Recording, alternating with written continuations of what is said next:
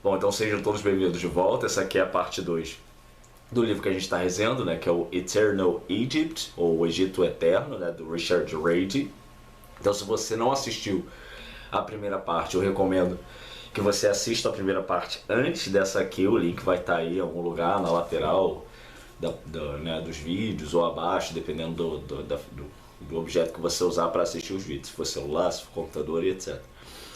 E aqui a gente vai então continuar a resenha, né? Os dados para entrar em contato comigo vão estar aí aparecendo na tela. Caso você queira me seguir no Instagram, todo final de semana a gente abre uma caixa de perguntas lá, de perguntas e respostas, então eu respondo a vocês, né? Vocês podem fazer comentários aqui, que às vezes também eu respondo por lá, ok? E as outras formas de contato vão estar aí. Se você quiser fazer uma doação para o canal, o Pix vai estar aí na descrição do vídeo ou na parte dos comentários. E enfim, se você puder contribuir de alguma forma, seja com algum valor ou através de um like, de um comentário, de apoio, compartilhando esse vídeo e etc., ajuda bastante a permanência aqui do nosso canal, né? Então, muito obrigado pela sua participação aqui. Bom, chegamos à parte 2, que ele chama de Rituals from the Temple of Ra, ou rituais do Templo de Ra. Aqui ele vai começar a falar mais sobre o trabalho que ele desenvolveu na ordem que ele criou, tá? no grupo que ele criou, que a gente explicou, né? Que a gente geralmente chama de UNUT, né? Que são as comunidades queméticas. Então o Richard ele criou um grupo dele, né? Onde ele praticava e ensinava quemetismo, né? Ou seja, a religiosidade e espiritualidade egípcia antiga. E aí aqui na introdução ele vem falando que muitas sociedades secretas, né, se inspiraram no Egito Antigo para criar suas doutrinas, sua estética, sua metodologia, seus rituais, etc. Mas ele vem destacando que sempre é um risco, né, quando esses grupos fazem isso, de distorções, né, de mal interpretações, etc. Quanto mais a gente volta no tempo, pior isso vai ficando. Por quê? Porque hoje a gente tem muito mais conhecimento técnico, né? Porque a egiptologia está aí trabalhando o tempo inteiro, a arqueologia está trabalhando o tempo inteiro para cada vez descobrir mais sobre o Egito Antigo. E fora que o conhecimento científico sobre a língua, etc., hoje é bem mais avançado, né, sobre a língua egípcia do que era há 100 anos atrás, 200 anos atrás, etc. Então algumas das sociedades secretas, né, que surgiram nessas épocas, ainda se baseavam naquilo que se tinha na época, obviamente. Então, a Golden Dawn, né, Astrum Argentum, algumas linhagens rosacrucianistas, etc., pegaram, né, a coisa da estética ou o conhecimento que tinha e embasaram ali. A Golden Dawn usa muito isso, né, o que a gente chama de egiptomania, né, que é você pegar um conceito, uma estética egípcia e dar uma interpretação em cima daquilo, né? Ou reformular aquilo à sua maneira, né? Então é a egiptomania, né? A egiptologia e o quemetismo, eles vão andar sempre juntos. Então no quemetismo, a gente não vai reinterpretar, né, um símbolo egípcio. A gente não vai inventar um significado para aquilo, etc. O que a gente vai fazer? Se a gente não souber o significado daquilo, nós vamos dizer, não sabemos, até o momento não sabemos. Ou, se souber, vai ser dito, olha, está escrito no texto tal, do papiro tal, né, do sacerdote tal, do sebaite tal, do faraó tal, e por aí vai. Então a gente vai dar ali a referência, né, para que haja sempre essa ligação entre o presente e o passado, ou seja, a gente sempre vai se referenciar aos antigos.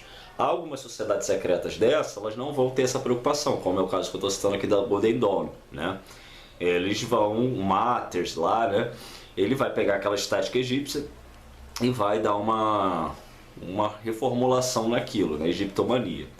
E aí ele vem falando aqui também do Crowley, né? Que o Crowley, ele por ser um filho da Golden Dawn, né?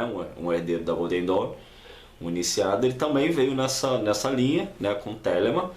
E aí ele vem falando aqui que talvez o Crowley tenha mal entendido um dos nomes de Horus, que é Behadit, e teria entendido como Hadith, Então o Hadith lá, né, é falado no segundo capítulo do livro da lei, né? Então a gente tem Nut, Hadith e Rahor Huit, né? Esse Hadith falado no segundo capítulo do livro da lei seria então Ber-Hadith, que é um dos nomes de Horus, né? Segundo o Raid aqui. Porém, há um problema nessa crítica que o Raid faz, nesse apontamento que o Raid faz, que é o seguinte: Crowley não diz, né? Então ele estava dizendo aqui que o Crowley foi falar com um indivíduo lá na época do Egito, etc. E ele teria entendido essa palavra, etc., Hadith, quando na verdade era Ber-Hadith.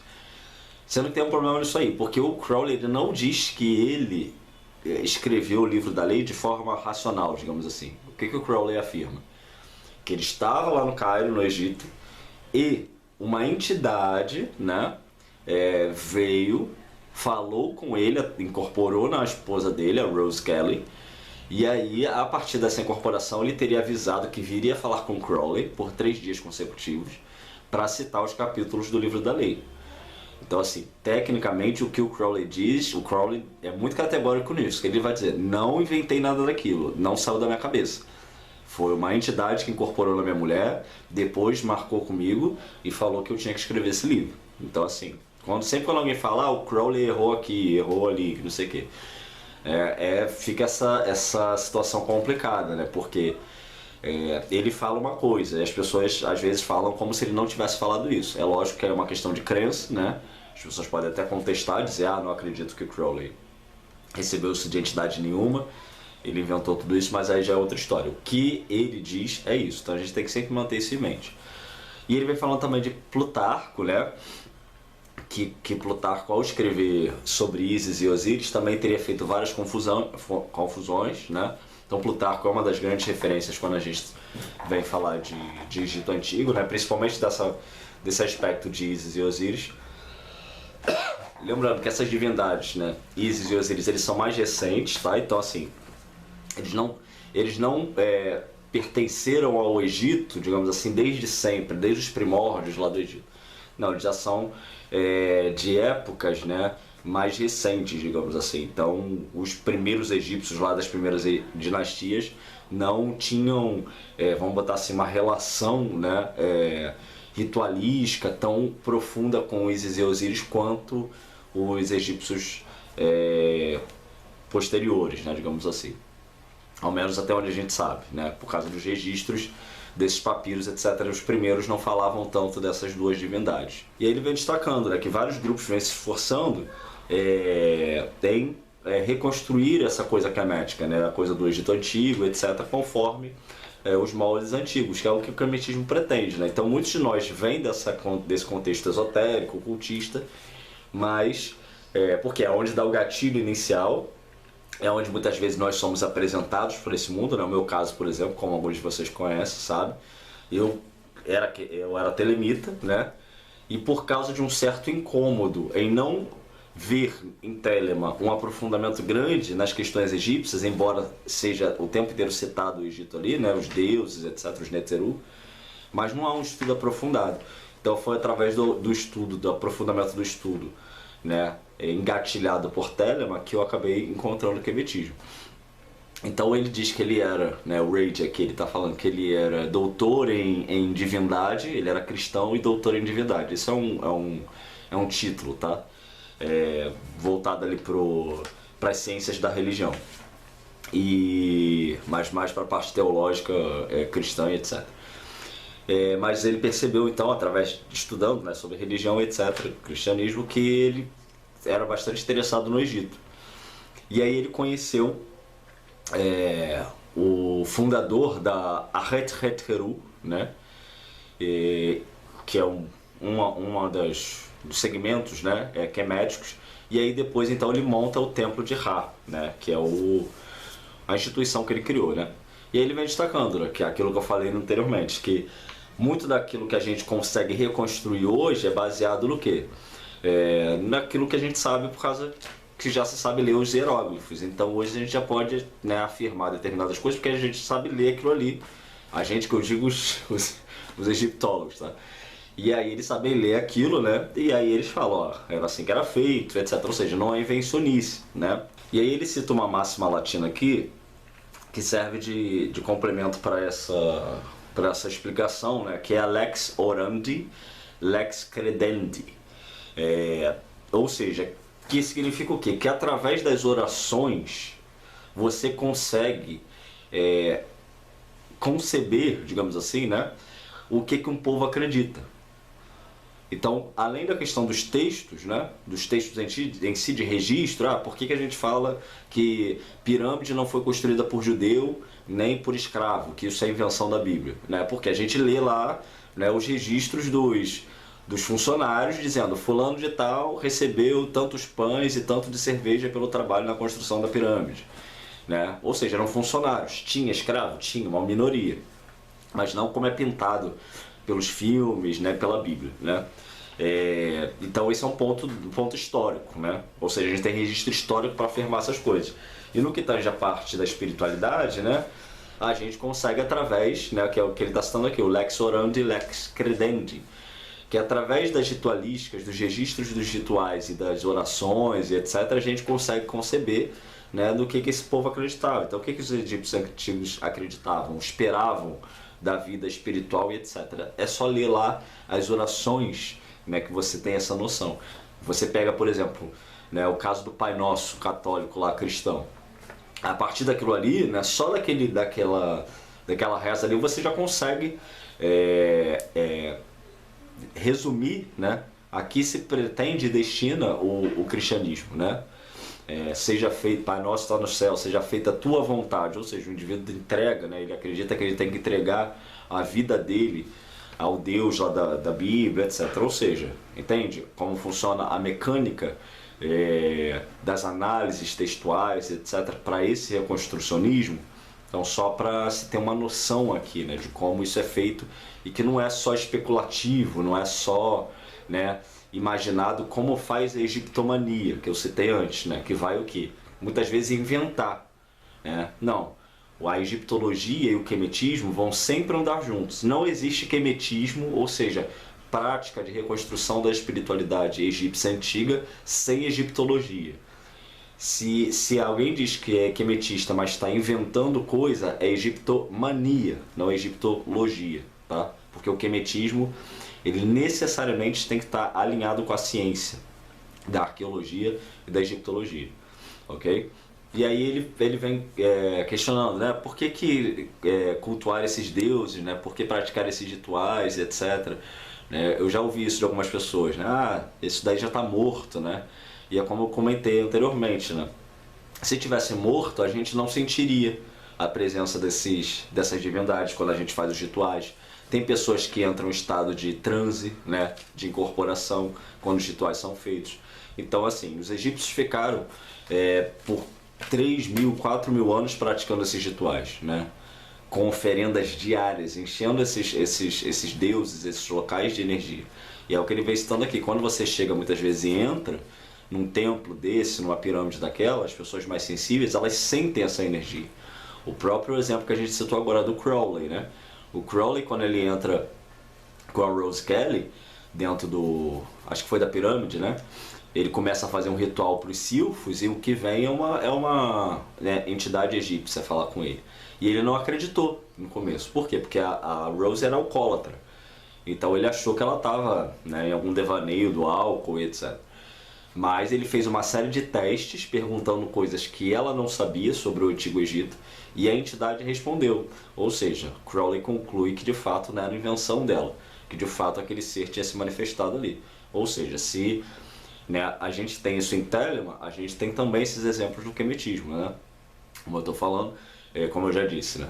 Eu mesmo, né, já experienciei, né, coisas dentro dos rituais, etc., que não dá para dizer assim, isso daqui é coincidência, ou isso daí não está funcionando. Não, porque a coisa de fato funciona. Aí ele diz que, então assim, levando em consideração isso tudo, é lógico que vão ter coisas que nós vamos conseguir praticar hoje tal como era naquela época, e tem coisas que não, tá? Então assim, por exemplo, nós não temos faraó, então não vai haver ritual de consagração de faraó, correto? No nosso tempo não existe faraó, no nosso contexto. Pode ser que de repente, daqui a alguns anos, se o quemetismo voltasse a uma, né, a religião egípcia, a religiosidade egípcia voltar a ser uma religião dominante, pode ser que isso seja refeito, mas assim, no tempo de hoje não tem, né? E coisas que não existiam lá, até onde se sabe, muitas das vezes são criadas em grupos queméticos nos dias de hoje. Mas aí, se for um grupo quemético sério, ele vai dizer para você, né? Essas pessoas vão dizer, ó, isso aqui não existia na época, isso aqui é construção moderna, como é o caso do casamento. Até onde se sabe, não se tem registro de cerimônia de casamento no Antigo Egito, pelo menos até onde eu sei, eu pude saber, e também é o que ele está citando aqui. Pode ser que um dia se descubra alguma coisa, mas até onde a gente sabe, não há. Então, não havia, né? Então, muitos grupos queméticos celebram casamentos. Mas por quê? Criaram um ritual, né, moderno, e vão te dizer, olha, isso aqui, como eu estou falando, não existia na época, mas nós fazemos. E problema nenhum, né? Até porque os rituais da época também ou foram criados ou foram recebidos, etc. Isso daí não tem problema nenhum. A única questão é deixar claro o que é moderno e o que é antigo. Aí aqui, na próxima parte, ele chama Rising with the Sun, né? Que é se erguendo, né? Com o sol, levantando, né? Então aqui ele vem destacando que o sol sempre representou uma parte fundamental da religiosidade egípcia. Então a gente vai lembrar lá daquele ponto que eu destaquei no outro vídeo e nos outros vídeos. Os egípcios, eles concebiam que a materialidade, esse plano aqui material, né, ele tem relação intrínseca com o plano espiritual, que a gente chama de espiritual, né?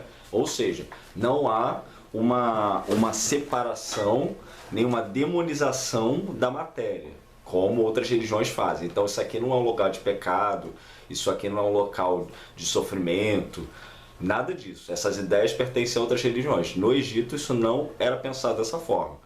O plano material, ele é a criação do divino, de Ra, de Deus, né? E portanto ele está conectado ao espiritual. As manifestações e representações físicas são reflexos do espiritual. Então o sol representa um símbolo, né, material daquilo que é espiritual. Então o sol, ele vai ser tão celebrado fisicamente como em seu aspecto espiritual. Então por isso que muitos indivíduos não entendem. Quando, por exemplo, nós nos voltamos para o sol e reverenciamos o sol. Por quê? Porque o sol representa o aspecto material do divino, né? E há uma desconexão disso com a realidade científica, por exemplo? É lógico que não, né? Mesmo que os antigos não soubessem explicar determinadas coisas que nós sabemos hoje, cientificamente, intuitivamente, espiritualmente, eles já sabiam. Por exemplo, pega uma pessoa e deixa ela trancada no local sem luz solar. Ela vai se matar, provavelmente, né? Ela vai ter uma série de problemas físicos, né? Por falta de vitamina D e uma série de outras substâncias que só são liberadas no organismo através da luz solar. Ou seja, o sol é doador de vida para nós. Então nós celebramos sim o aspecto físico do sol, né? Como eu citei lá, né? Em outros vídeos, né? Se alguém perguntar para você, você que é metista, me prova que Deus existe, né? É só apontar para o sol, né? Por quê? Porque o sol representa o aspecto material do divino, né, que é Ra, né, que é o nosso Senhor. Então sem o sol ninguém vive, assim como sem o espírito ninguém vive, né? Então os egípcios, eles tinham essa concepção de um tempo cíclico e um tempo linear. A gente vai falar disso no outro vídeo, né, mas só para destacar isso aqui, há essa concepção dupla. Há coisas que são cíclicas e há coisas que são lineares, tá? Tem duas palavrinhas em egípcio que definem essas diferenças, mas a gente não vai entrar aqui nesses detalhes. Então o sol, ele representa, né, é um desses símbolos daquilo que é cíclico. O sol nasce, né, e se põe todos os dias, ciclicamente, né? É um processo ininterrupto. Assim como nós dormimos e acordamos todos os dias, né? Então, o que ele vem falando aqui nesse vídeo, nesse capítulo, é sobre a consciência disso, que nós temos que ter essa consciência de que a cada dia nós nascemos, né, ou renascemos junto com o Sol, né? E caminhamos durante o dia tal como o Sol, ou seja, o nosso trabalho, né, do ser humano está conectado com o trabalho do Sol, né, que cruza o firmamento, que é o trabalho de Deus, né, que é de iluminação, né, de doação de vida para toda a Terra. Então nós fazemos também esse percurso, a gente levanta, trabalha, e etc. Se alimenta, alimenta os nossos descendentes e tudo mais. Então a gente repete, né, o processo que o próprio Sol faz. Então, cada dia que a gente desperta, né, e executa essas tarefas, nós estamos vencendo o caos, né? Ou seja, nós estamos em concordância com a ordem, né? Nós estamos fazendo o trabalho que nós nascemos para fazer, que é o quê?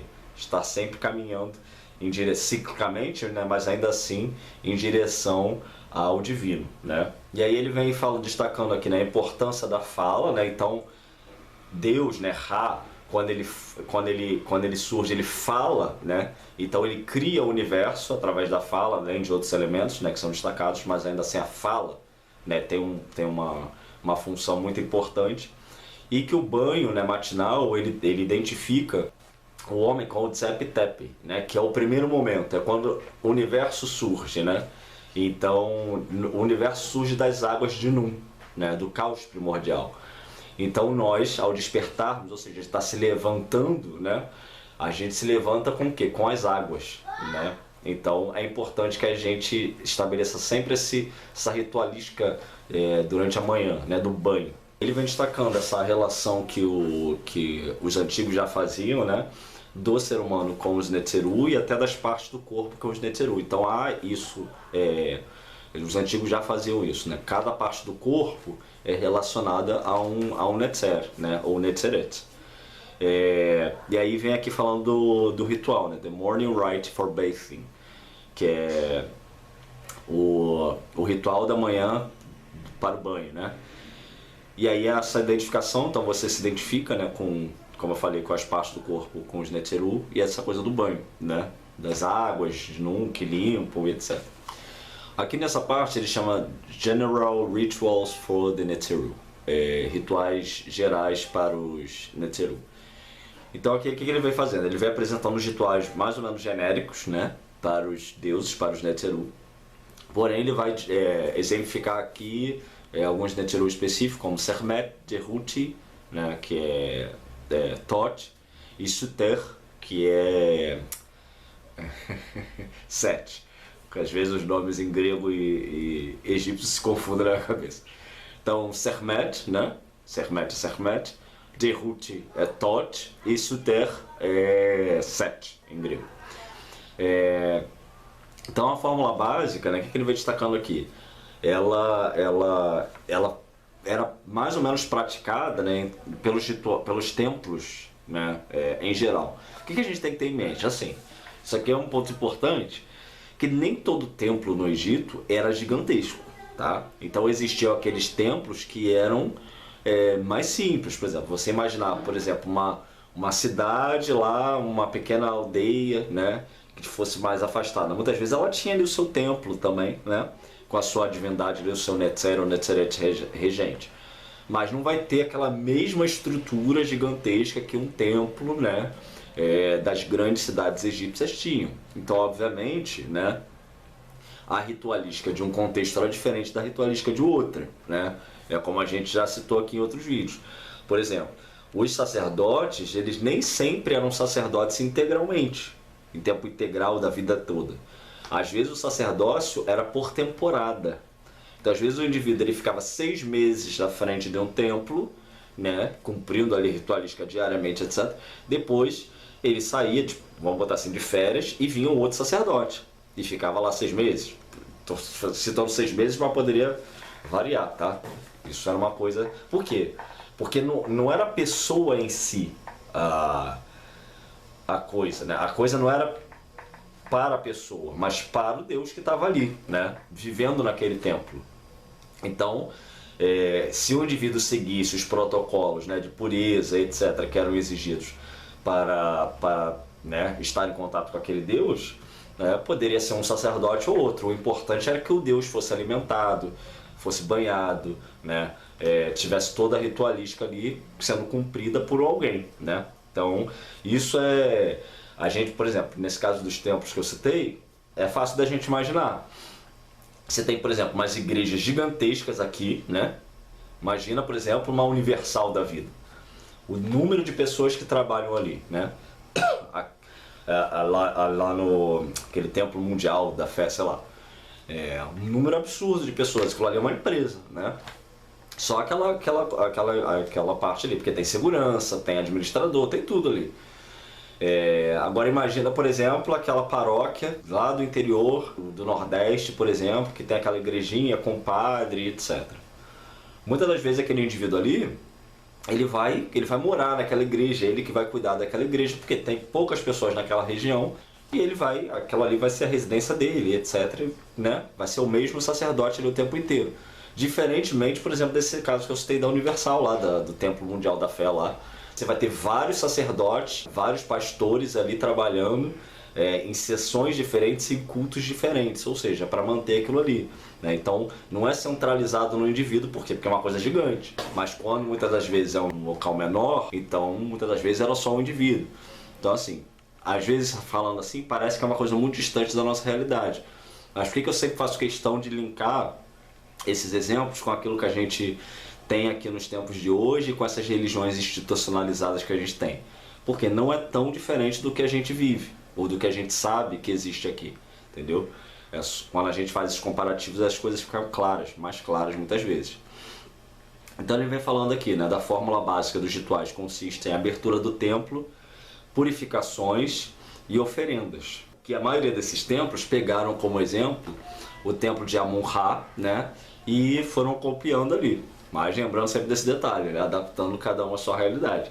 E que os rituais têm sempre por objetivo isso que eu falei, em direção ao Netzer, né, ao Deus, ou seja, é o Deus que é o mais importante no momento do ritual. Para o cumprimento de quê? De Ma'at, ou seja, da ordem, da justiça, do equilíbrio. E que esse ritual matinal, ele era o mais importante por quê? Porque ele tinha a função de despertar o Deus, né? Então lembra que a gente falou agora sobre o sol, nascer, etc? Então, é a mesma coisa, você desperta o Deus durante a manhã, né? Então esse era considerado o ritual mais importante.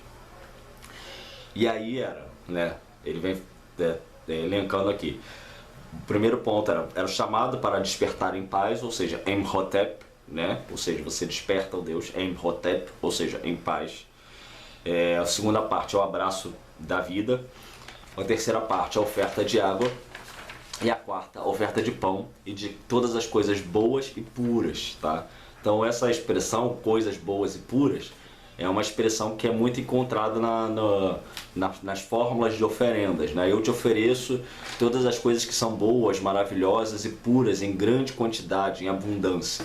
Mesmo que muitas vezes fosse uma oferenda mais simples, digamos assim, o indivíduo, né, ele falava isso: eu te ofereço todas as coisas que são boas, puras, maravilhosas, etc., em abundância, né? É uma das fórmulas rituais que vocês podem encontrar aí quando vocês forem ler as fórmulas dos rituais. A segunda parte é General Rituals from the Temple of Ra, que é os rituais gerais do templo de Ra, que é esse templo que ele criou, né? Aí ele apresenta aqui a sequência dos rituais usadas por eles no templo, que tem o templo do Richard Reid, que ele criou lá, como eu citei.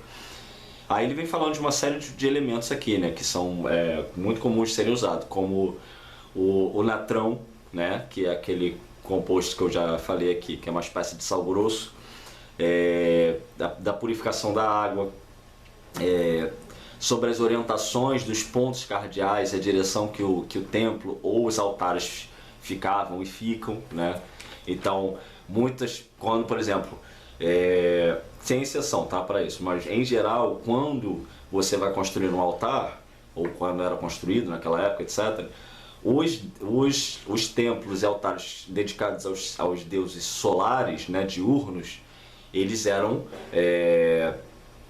posicionados no leste, né, porque é o lado onde o sol nasce. E os deuses noturnos, etc., como Anubis, por exemplo, eram muitas vezes posicionados no oeste, porque é onde o sol se põe, né? Então, Osíris, Anubis, etc., tem essa relação com a noite, com a morte, então com os ancestrais, então muitas das vezes eram posicionados no oeste. Mas tem exceção para isso, tá? E ainda mais nos dias de hoje a gente não, nem sempre pode se dar o luxo de colocar o altar na posição, né? Que, enfim, que seria o ideal. Ele vai falando sobre os gestos, né? Então existem gestos específicos que você faz durante o ritual, né? Do recebimento do Ka, do A e etc. Então uma série de coisas que o indivíduo tem que saber, né? Na hora da ritualística, até para poder criar essa ligação com Deus ali na hora e receber as energias de forma adequada, né? Vem falando sobre o olho de Horus, né? Que é, já falei que é, além de ser o símbolo em si, né, também traz todo esse aspecto de cura, né, de que o olho representa a própria oferenda, a oferenda representa o olho e etc. Vem falando sobre o vinho, falando sobre o fato de muitas vezes as orações, né, os duá, utilizados nos rituais, eles terem rimas, né, em egípcio antigo e quebras etimológicas, assim. Então os indivíduos, quando eles escreviam esses textos, né, muitas vezes eles faziam, manipulavam mesmo a língua, né, para criar determinados efeitos, né, intelectuais e, enfim, sonoros no uso da língua. Então há toda uma complexidade até nisso, né? Há todo um pensar de cada palavra, de cada verso, da oração e tudo mais. Por isso que a gente também se esforça para entender, né, e rezar em egípcio antigo, né? Porque tem todo um fundamento para aquilo ali. A próxima parte ele chama de General Rituals, ou rituais gerais, que os rituais a seguir, né, seguem a mesma base usada no templo de Amon-Ra, em Karnak, mas também foi usado como base para os templos de Edfu, Dendera, Komombo e Philae. Ou seja, né, já que eram rituais usados em vários locais, né, a gente concebe que não há problema nenhum que eles sejam reproduzidos nos dias de hoje, dedicados a outros deuses e tudo mais, né? Os deuses Netzeru, né? Os deuses egípcios. É só adaptar ali, né, as referências míticas, os epítetos, né, e etc. E aqui ele vem mais uma vez, né, falando sobre Tsermet, Suter e Derut, que é Sekhmet, Set e Tot. A próxima parte ele chama de The Opening of the Mouth, a Ritual of Transformation.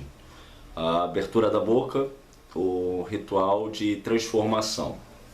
Então aqui ele vem destacando que na visão espiritual egípcia, os deuses eles são imanentes e transcendentes. Então o que isso significa? Isso ao mesmo tempo.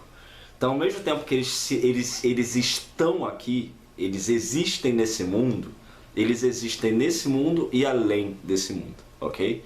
Tal como é aquilo que nos ensina as religiões antigas.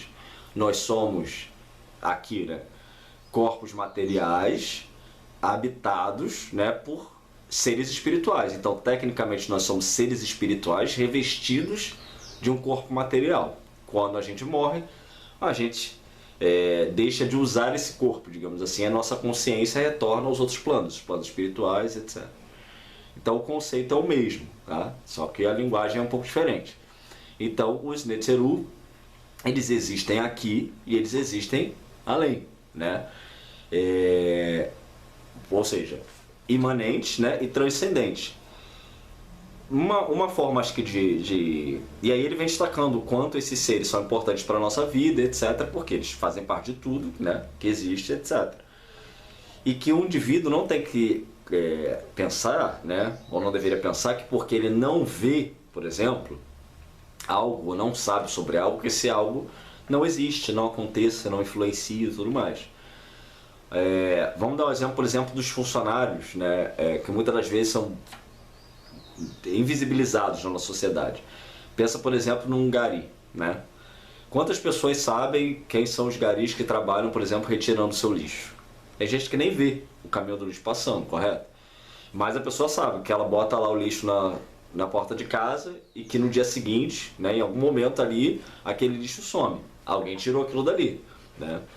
E ela nem sabe quem foi, mas sabe que tem um indivíduo que trabalha nessa função. Assim como diversas outras funções, por exemplo, um aparelho eletrônico. Você pode não saber quais são os componentes ali, o que faz aquele negócio funcionar, mas você sabe que aquilo funciona. Por exemplo, você está vendo me vendo através desse vídeo, graças a uma série de elementos eletrônicos que fazem essa comunicação. Então, a imanência e a transcendência acho que pode ser comparada nesse sentido, né? A nossa existência, ela é imanente e transcendente por causa disso. Nós existimos, mas também transcendemos essa própria existência, tal como os Netzeru. Então,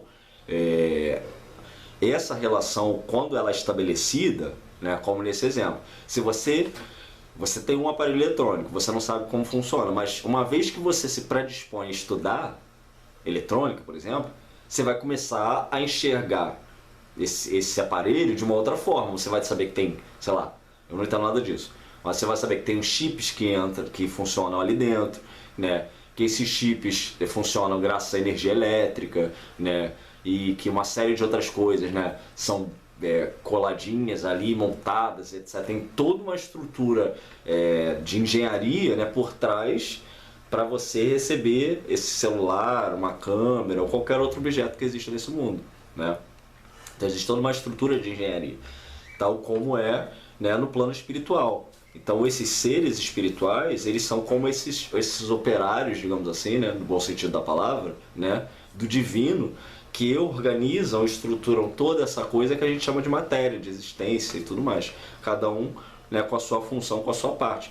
E quando você começa a estudar e se aproximar da espiritualidade, você começa a entender, né, tal como o profissional que começa a entender sobre a eletrônica, nesse exemplo, você começa a entender, né, mais ou menos como é que funciona essa coisa toda da espiritualidade. Quanto mais você se aprofunda, mais você vai tendo a possibilidade de estar em contato com esses criadores, né? Por isso que a espiritualidade, ela não se dá apenas através de uma função ritualística. Você não faz só rituais, devoção e etc. O que você faz também? Você estuda, né? Para entender o que esses antigos sacerdotes, todos esses indivíduos, esse corpo de seres humanos entendeu, né? E deixou como legado para nós, hoje, podermos passar, né, esse conhecimento que eles deixaram. Por quê? Porque eles dedicaram a vida deles a estudar, a estar em contato com esses seres muitas vezes vieram e falaram coisas. Então o que a gente tem que, né, que eu sempre estava aqui diferentemente do que pregam algumas outras religiões, né, que vão conceber um Deus único lá, distante, julgador e etc. Não. No conceito egípcio, isso não funciona assim. Os deuses estão aqui. Estão no além também, mas estão aqui também. Então, não é só no momento da morte que você vai encontrar com os divinos, com os deuses. Não. Na própria matéria aqui, na própria existência, no seu dia a dia, você está em contato com o divino, né? Nas suas várias manifestações. Então, quando a gente, por exemplo, pega uma imagem, né, de uma divindade e faz uma série de ritualísticas naquela imagem, né, o que a gente está fazendo? A gente já sabe que aquela energia está aqui nesse mundo, mas a gente está convidando aquela energia para habitar aquela imagem ali, para a gente ter uma relação mais íntima. Então, não é dizer que o Deus estava lá não sei aonde, né? E de repente, quando você faz ali o ritual com aquela imagem, só a partir daquele momento ele passou a existir nesse mundo. Não. Ele já existe nesse mundo. E ele emana uma partícula da sua própria existência para aceitar esse convite, que é o convite de quê? De habitar uma parte desse divino, passa a habitar aquele objeto material, tal como nós que somos seres espirituais habitamos, né, esse corpo físico aqui. Então nós somos como se fossem essas imagens, né? Nós somos esse aspecto aqui nesse mundo, né, material de tudo isso que representa o espiritual. E por isso que a gente vê nas religiões antigas, né, sempre essa questão. No mundo inteiro você vai ver imagens, né, representações físicas daquilo que é espiritual, né? Seja imagens literais, esculturas, né, ou pedras, ou uma série de coisas que são usadas para que esse aspecto espiritual habite, né, seja cuidado, seja reservado, né, seja tratado como mais íntimo por nós. Então, tal como o que ele vem dizendo aqui é que então a gente está falando aqui, né, por que essa introdução toda? Para falar sobre a questão da abertura de boca, do uso das imagens, etc., né, que são usadas e que são fundamentais dentro do contexto quemético, né? Então, um altar quemético, né, uma ritualística quemética, ela vai ter necessariamente uma representação física do divino, né? Seja através de uma imagem, de uma escultura, seja através de um outro símbolo que represente aquela divindade, como por exemplo uma pena para representar Maat, ou mesmo nome escrito em hieróglifo, né, num papel ou num papiro, enfim, sempre há uma representação física, né, daquele aspecto divino, que, lembrando, é diverso, né? Então nós fazemos rituais específicos para cada um desses diferentes tipos de divindades, né? Porque entendemos que cada aspecto de Deus, digamos assim, né, lida com um aspecto diferente da própria vida. Então, tal como nós somos diversos aqui, a espiritualidade e o divino também se emana através da diversidade. Então, o divino, né, transmite, né, sem diminuição do próprio ser, uma parte de si, que é o Ka, né, dos componentes existenciais, e esse Ka, né, que é essa partícula, passa a habitar aquele elemento material. É mais ou menos como no nosso caso, quando a gente se reproduz, né? Os homens já produzem sêmen, as mulheres produzem os óvulos, etc. E não perdem, né? Não deixam de ser quem são por causa dessa produção dos elementos para a reprodução. Então é mais ou menos essa ideia. O divino também, o espiritual, ele consegue emanar, né, partes de si mesmo sem diminuição da própria essência, daquilo que é. Aí aqui ele vem destacando uma questão importante, né? A estátua não é a imagem do corpo da divindade, mas o corpo em si. Então a estátua não é a imagem do corpo, ou seja, o divino não tem aquela forma necessariamente, mas o que ele faz? Ele passa a assumir aquela forma quando você atribui aquela forma a ele.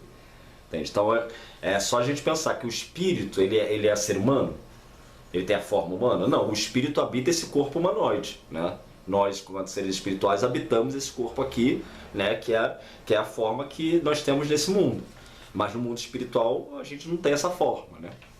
No astral, por exemplo, isso é muito prático de ver, né, do arte, porque a gente muda de forma toda hora, né? O corpo astral muda de forma, porque a característica do enrijecimento da forma pertence a esse mundo material. Então a estátua não é a imagem do corpo da divindade, mas o corpo em si. Por quê? Porque essa parte espiritual passou a habitar ali. Então passa a ser o corpo, tal como o espírito vem e habita esse corpo aqui material. Ela não representa a sua forma, ao invés disso lhe dá forma, né? A deidade assume a forma da imagem, ou de um animal sagrado, ou de um fenômeno da natureza. Então pode ser aquela forma humanoide, né? Como por exemplo de Ísis, de Neftis, etc. Pode ser de um animal sagrado, como por exemplo Anubis, que às vezes é representado como um cachorro, né? Ou de um fenômeno da natureza, né? Como o caso de Set, de Suter, né? Que está relacionado também às tempestades. Um raio, por exemplo, pode representar Set, né? Pode ser entendido como uma manifestação de Set, etc. Então, se a gente entender, por exemplo, o divino, né? O Deus, como uma fonte de água, o que essa fonte faz? Ela emana o seu fluxo, correto? Fica sempre saindo água dali. E, tal como os rios, né, que surgem a partir desse fluxo de água, eles podem se inundar ou secar. Então, o que é o rio? É a forma, né, que se cria na matéria a partir daquela fonte. Então, o rio é como se fosse a estátua. Esse rio ele pode secar ou ele pode se inundar, né, transbordar. A mesma coisa em relação à imagem. Se essa imagem, né, que você fez o ritual de abertura de boca ali, não for devidamente cuidada, nutrida, alimentada, etc., o que acontece? Ela seca. Ela deixa de ser habitada por aquele aspecto espiritual, né? Ou ela pode ser tão nutrida com o elemento espiritual que ela transborda. Então a gente vê, por exemplo, os católicos às vezes falam isso, né? Pô, toquei na imagem da santa não sei o que das quantas e eu recebi a cura, né? Por quê? Existe abundância de energia espiritual ali, né? Ou seja, aquilo ali foi alimentado, né? O tempo inteiro. Então é o rio que transbordou naquela imagem. Mas a gente tem que sempre lembrar o quê? Que aquele rio ele pode transbordar ou secar, mas o que existe lá no princípio? A fonte, né? é a fonte, o elemento principal, né, que vai nutrir aquilo ali, né? E a gente pode, inclusive, através dessa fonte, desviar o curso do rio. A gente pode criar um lago e etc. Então, muitas das vezes é o que os sacerdotes, né, e todo o contexto de indivíduos, né, que lidam com a espiritualidade fazem. O que eles entendem? Esse princípio, né, que é o princípio da emanação espiritual, e através dos elementos físicos que a gente dispõe aqui na matéria, a gente manipula, no bom sentido, né, essas energias para quê? Para que elas possam nos servir e nós servirmos a elas. Então, como eu citei, quando você cria uma imagem de gesso, né, a imagem por si é só uma imagem, é uma escultura. Mas quando você faz os rituais, o que você está fazendo? Você está indo lá naquela fonte, trazendo aquele rio, aquele fluxo, né, de água para aquela imagem ali. E aí você vai, a partir disso, você vai ser o responsável por fazer esse rio, cuidar para que esse rio não seque, né? Então você vai ter que trabalhar ali para manter aquele, né, ecossistema ali, para aquilo ali continuar recebendo essa energia ou até transbordar. E aí ele vem falando aqui que né, então assim, lá no Egito Antigo, essa imagem então que era dedicada àquele deus ao qual era reverenciado naquele templo, né? Ela não era vista pelas pessoas, a não ser em festivais específicos, mas ela ficava guardada no Sanctum Sanctorum, né? Ou seja, só os sumos sacerdotes tinham acesso a ver aquele Deus, né? Lá, que ficava lá escondido lá dentro, que eram os sacerdotes que eram responsáveis por alimentar aquela imagem, etc. As pessoas em geral ficavam nos espaços anteriores do templo, onde tinham as imagens pintadas, etc. E ali elas faziam as suas orações, as suas oferendas, tinham outras imagens também consagradas, mas não era a imagem principal do Deus que estava lá dentro do templo. E essa imagem ficava no local geralmente escuro, né? E que reproduzia aquele aspecto lá que a gente já falou, que é o Tsep-Tepi, né? Que é o momento inicial, quando surge a criação, quando a criação surge, né? Então o monte de areia, que é o Ben-Ben, que surge das águas primordiais de Num, e etc. Então tem que entender do que falam os textos, né? As histórias sagradas da criação, para entender o que os sacerdotes faziam nesses rituais, etc. Para entender a lógica, né? Que é sempre uma reprodução que busca levar o indivíduo para esse primeiro momento, né? Que é o momento da criação. E aí, enfim, né? Aí vai falando aqui sobre o ritual de abertura de boca, que existem 3 traduções acadêmicas, né? Que é do Bud, em inglês, do Otto, e Goyen, em francês e alemão, mas que usou a do Bud, embora tenha feito uma melhor adaptação para o texto, né? Então o Bud, a gente já citou aqui, ele tem uma série de questões, né? Que ele era meio eurocentrista e tudo, falava mal dos egípcios, etc. Mas ele teve um papel muito importante, foi um dos primeiros indivíduos aí que escreveu muita coisa sobre o Egito Antigo, né? E que você só deve fazer então esse ritual caso você de fato vá fazer, né, rituais diários em honra àquele Deus que você está chamando para habitar aquela imagem. Caso contrário, você não precisa fazer o ritual de abertura de boca.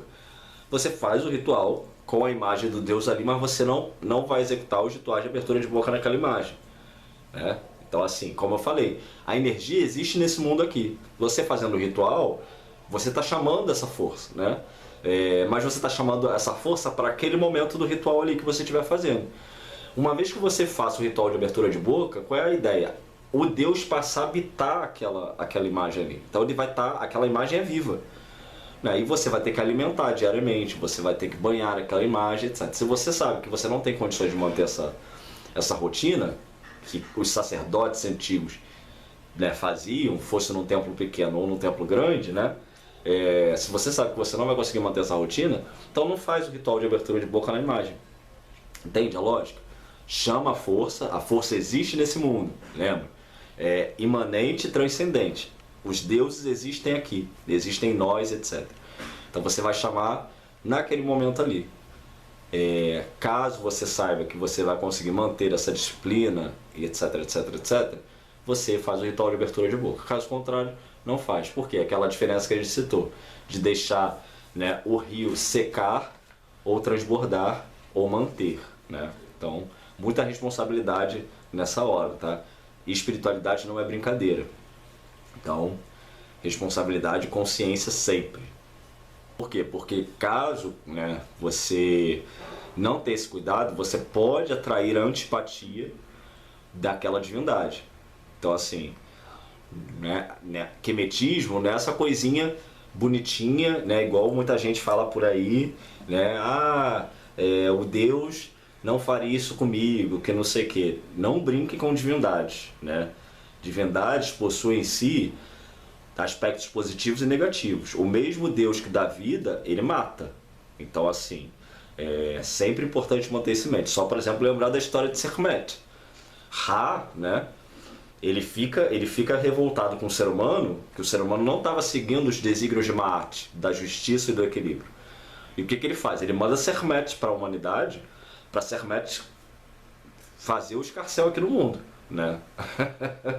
Então assim, ele mesmo depois ele se arrepende porque ele acha que Sekhmet pesou um pouco nas mordidas e derramou sangue demais. Aí ele fala, não, tá demais já derramou o suficiente. Então assim, uma série de coisas tiveram que ser feitas para apaziguar aquela força. Por quê? Porque as pessoas estavam em desequilíbrio com a própria existência, com uma arte, né? Então assim, da mesma forma que a humanidade entra em desequilíbrio, você pode entrar em desequilíbrio com aquela força, com aquele Deus. Então isso não é indicado, né? Então pondere, né? Seja racional, seja inteligente até. Enfim, ele vem dar outros detalhes aqui sobre o ritual de abertura de boca e tudo mais, né? Que a gente não vai entrar em detalhes aqui, mas que, enfim, é o ritual principal, né, feito nessas situações onde imagens são consagradas e etc. Chegamos então à conclusão.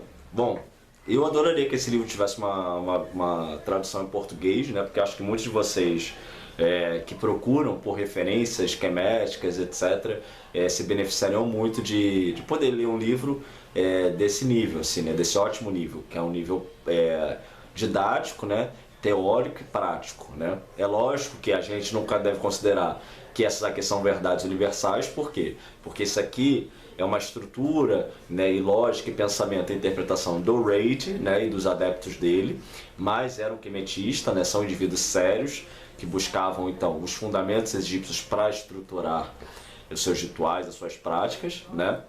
E portanto é um ótimo livro, recomendado mesmo. Se você tiver a possibilidade de ler em inglês, eu super recomendo essa leitura.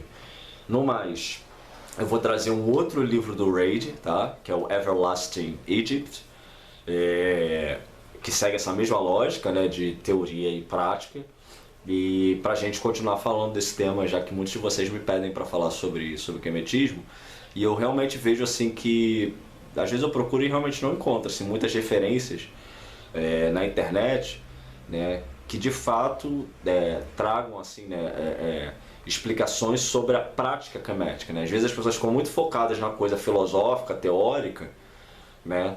Mas cadê as bases, né, práticas do dia a dia? O que nós quemetistas fazemos no dia a dia? Eu vejo que muitos de vocês procuram por isso. Então tem Reca, né, que é a magia, tem muita coisa de Reca no quemetismo. Tem os festivais, que são as datas das celebrações dos deuses, dos Netzeru. Tem os rituais diários, tem o culto aos Ahu, né, que são os ancestrais, e aí já é uma outra coisa.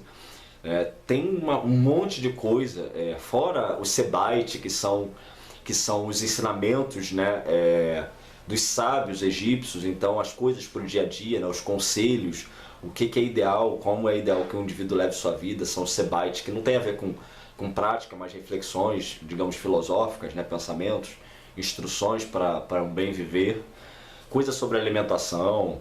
Então assim, o que não falta é riqueza, né, dentro do quemetismo.